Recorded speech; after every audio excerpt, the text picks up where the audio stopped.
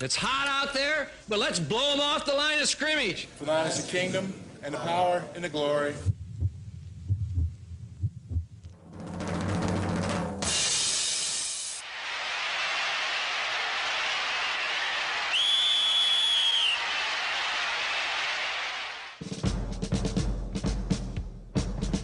Caution, the following feature has been rated X. It is not for the faint of heart. Parental discretion is advised. However, if you're the type of football fan who enjoys the physical variety, have we got a helmet-knocking, bone-jarring tilt for you. Soldier Field was indeed an appropriately named arena, as two tough armies engaged in hand-to-hand last Sunday when the Raiders came to town to square off with the not-so-gracious host Chicago Bears. The feared silver and black locked in mortal combat with the monsters of the Midway.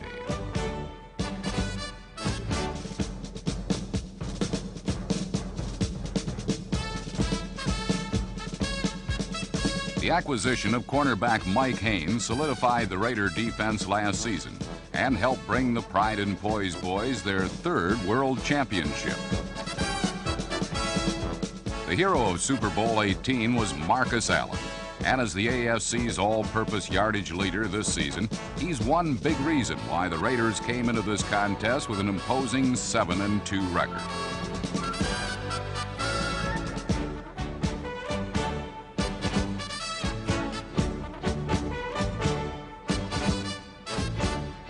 Allen will have his work cut out for him today, as Mike Ditka's men are the toughest in the league to run against. And the guy who's doing a great job in stopping opposing runners is Mike Singletary, arguably the best inside linebacker in the game.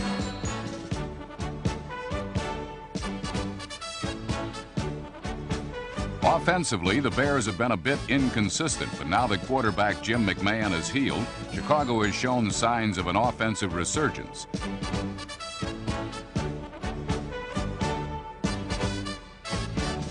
Of course, when the Bears need the critical first down, they call on wondrous Walter Payton, the NFL's all-time leading rusher. And you can bet that Walter will be pumped up for this one for sure. It's the Raiders and the Bears in a war on the NFL Game of the Week.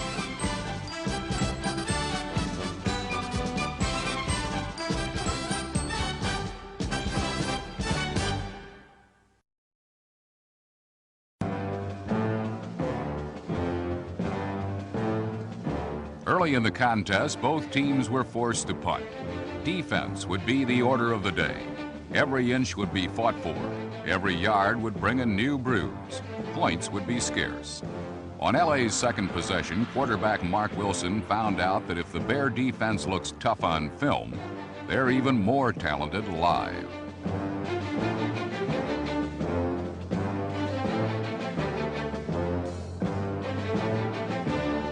Number 21, Leslie Frazier, intercepted, but fortunately for Wilson, the theft took place out of bounds. Then Chicago's fierce pass rushers decided to get a look at Mark up close and personal.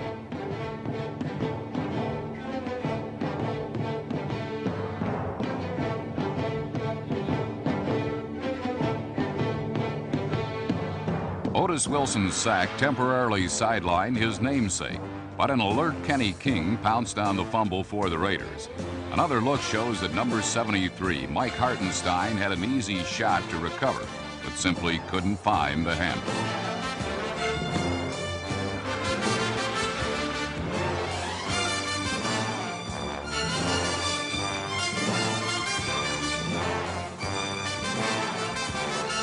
While Raider trainers attended to Wilson, Jim McMahon attended to the matter at hand.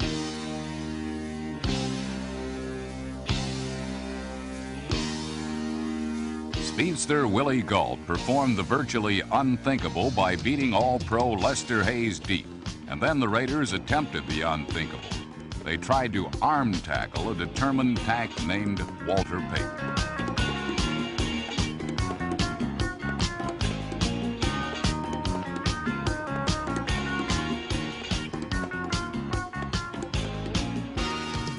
Payton brushed aside Los Angeles and scored from 18 yards out. Chicago's 7-0 lead was a result of McMahon staggering the count, drawing the Raiders off sides. putting them out of position in bad shape to stop number 34.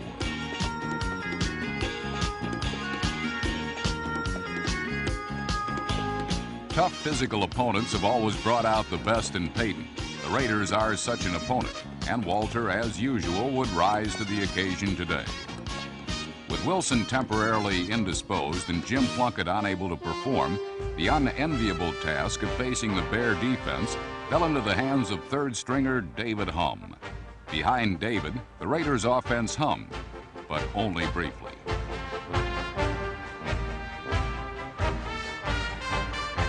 Humm found Marcus Allen a willing target, but when he tried to hand off to tackle Bruce Davis, number 79, Raider coach Tom Flores started praying for a quick return of starter Mark Wilson.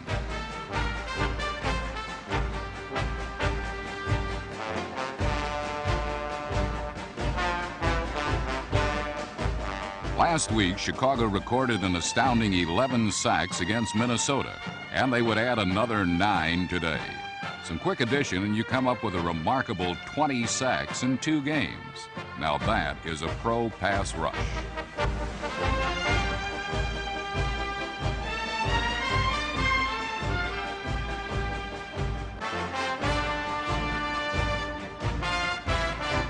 Mike Hardenstein did recover this fumble, and quite predictably, the Bears did what they do best.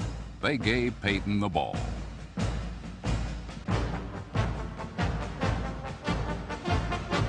With less than a minute remaining in the quarter, Ditka gave up a sure 3 points and ran Peyton once more on 4th and 1.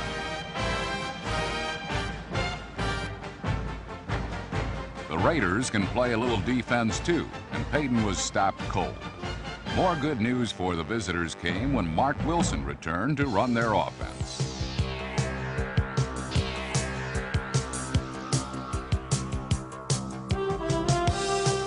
A patented one-handed grab by Todd Christensen netted an important first down, and then Wilson decided to gamble on a pass a bit deeper.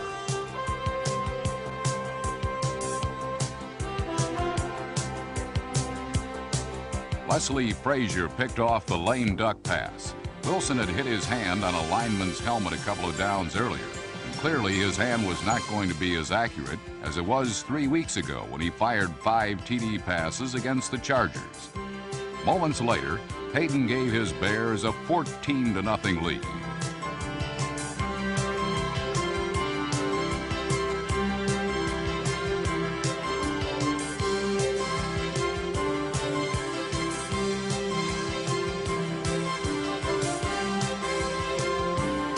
Peyton got the corner from 8 yards out, and suddenly LA trailed by a pair of touchdowns.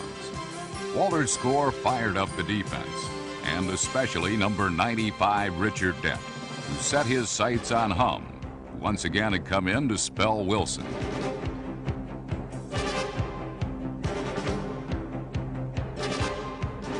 Humm was blasted once more, but 2 plays later he found a wide open man.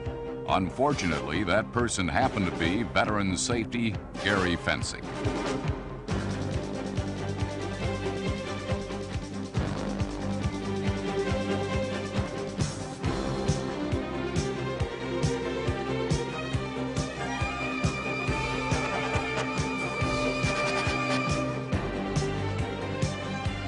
Chicago couldn't take advantage, but Richard Dent took advantage of another opportunity to hammer Humm.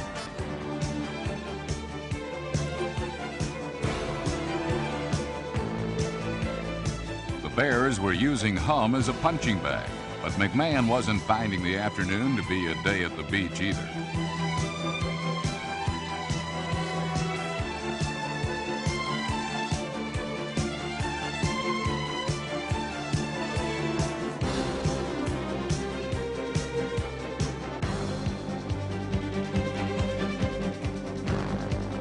This was clearly not a good day to be taking snaps from center. Such snaps generally resulted in sacks, or in this case, interceptions.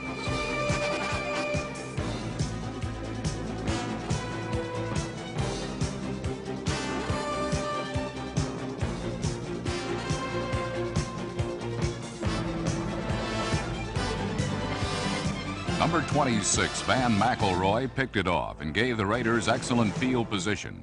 And for the second time, Mark Wilson appeared to see if he was up to the task. He needed help with his chin strap, and shortly thereafter, he needed help in getting up from the familiar Soldier Field turf.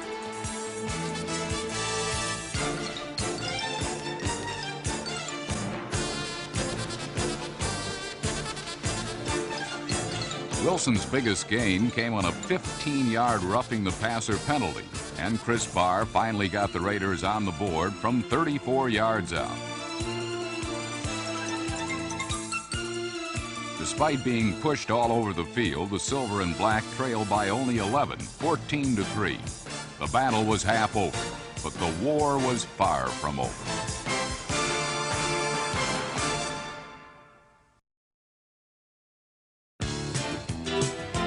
Surprisingly, in 1984, the Raiders have been one of the easiest teams in the NFL to run against. And with run stuffer supreme Matt Millen injured, the Bears, and particularly Walter Payton, were finding cracks in which to pound out 5, 6, and 7 yards a pop. This trend continued as the second half got underway.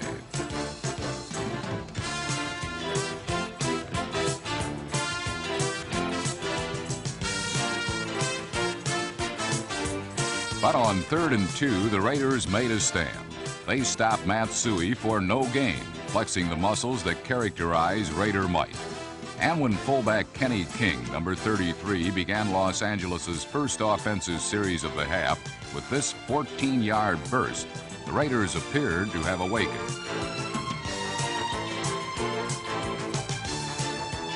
Tough inside running by Marcus Allen followed, as Los Angeles tried to beat the Bears at their own physical game of power and strength.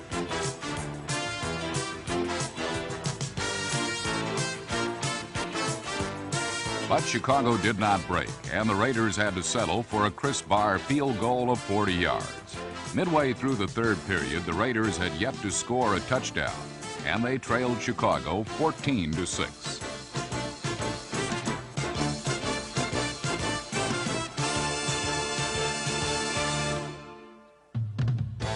This was Walter Payton's kind of game, and number 34 wanted all Chicago fans to enjoy it as much as he was. Payton is a true warrior. He asks no quarter, he gives no quarter, and against the Raiders' physical style of play, Sweetness did what he does best, grinding out yard after yard, always more than he seems to be getting.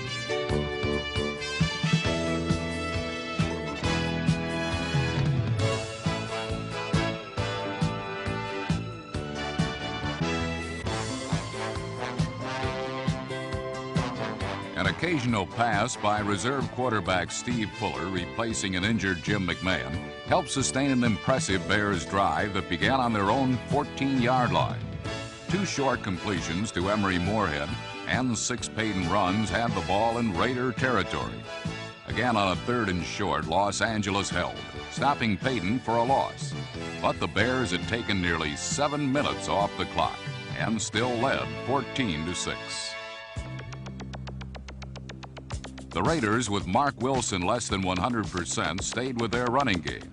And while it proved somewhat successful, it was apparent as the third quarter came to a close that Los Angeles had to throw in order to have any chance at all against the NFL's best defense.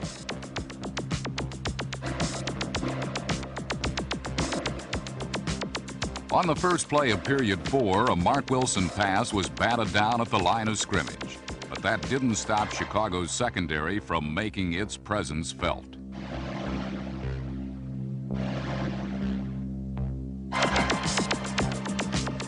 The Bears were giving Los Angeles some of its own medicine, and the Raiders, normally the ones who dish out the punishment, were getting frustrated. The 14-6 score in the fourth quarter had the Raiders a little edgy.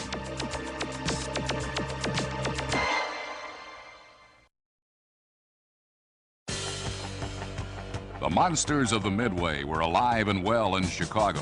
The 1984 version was the best in pro football, and it came as no surprise that they were shutting down even the Raiders. What was a surprise was the Bears' next offensive series. Little-used running back Calvin Thomas, number 33, carried the ball on 5 consecutive plays, and the third-year free agent powered out 2 Chicago first downs.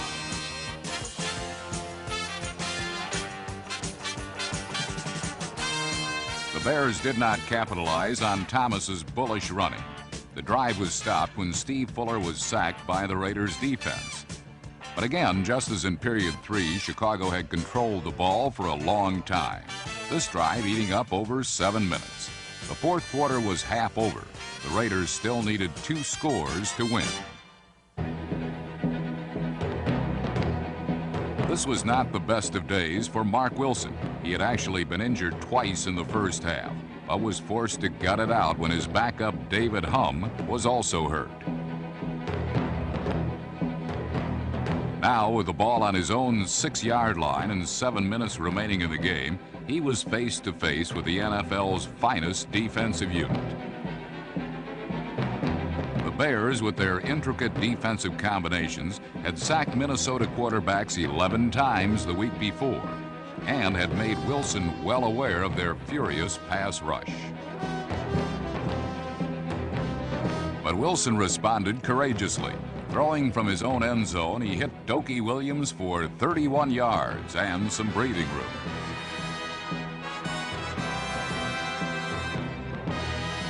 Three plays later, it appeared finally to come apart for Wilson and the Raiders.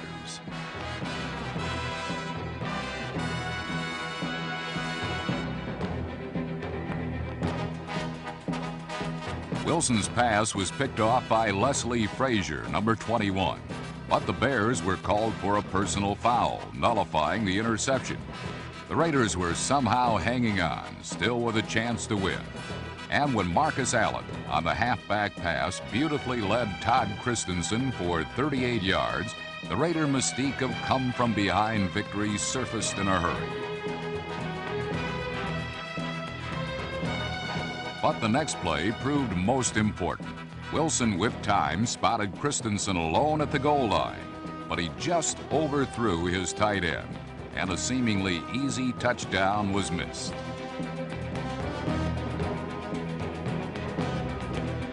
The following play definitely and defiantly ended all Raider hopes.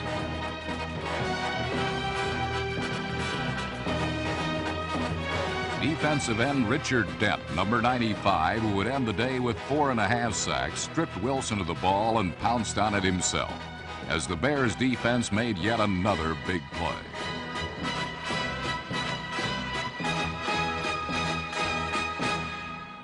All season long, these new monsters of the Midway had been frightening opposing offenses into sacks and turnovers. Many felt that would not continue against the Raiders, one of the most physically imposing teams in all of football. But these monsters were on the prowl. Men with less than familiar names like Otis Wilson, number 55, Al Harris, Steve McMichael, and Richard Dent.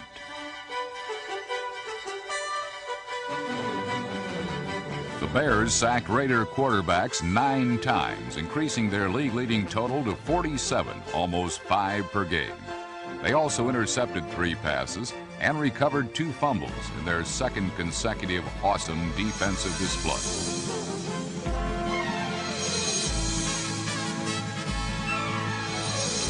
And when place kicker Bob Thomas drilled a 29-yard field goal with just over a minute remaining in the game, the Bears had their final points in a physically impressive 17-6 win over the defending Super Bowl champion Raiders. The victory was the Bears' 3rd straight, and it marked the 5th time in 10 games that the defense had not permitted the opposition to score in double figures. The Bears are now 7-3 with a commanding 4-game lead in the NFC Central Division. With each passing week, their formula for success becomes more and more apparent. They rely on bone-crunching defense and the brilliant running of the NFL's all-time leading rusher, Walter Payton.